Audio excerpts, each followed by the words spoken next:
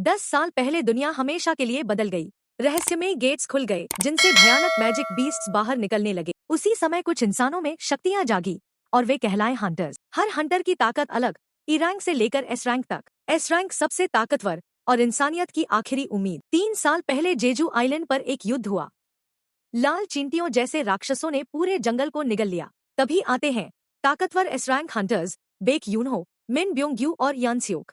उनकी शक्ति देखकर सब समझ जाते हैं कि ये ही असली रक्षक हैं। लेकिन जहाँ कुछ हंटर्स भगवान जैसे शक्तिशाली हैं, वहीं कुछ बेहद कमजोर भी।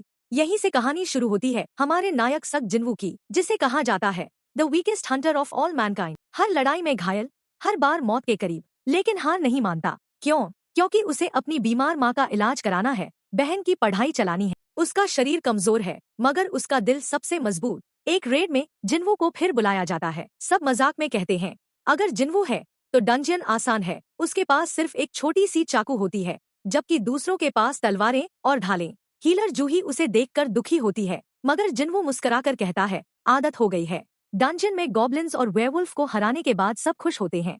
जिन्वू हमेशा की तरह लहूलुहान है।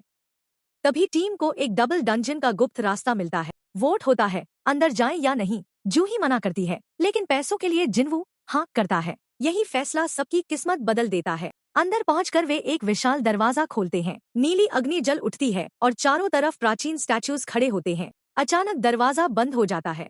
एक स्टैच्यू अपनी तलवार से हंटर को काट देता है। सब भय से जमे रह जाते हैं। फिर उनकी नजर जाती है सबसे बड़े स्टैच्यू पर, स्टैच्यू ऑफ गॉड। उसकी आंखें चमक उठती हैं और एक पल में ही कई हंटर्स राख हो जाते हैं।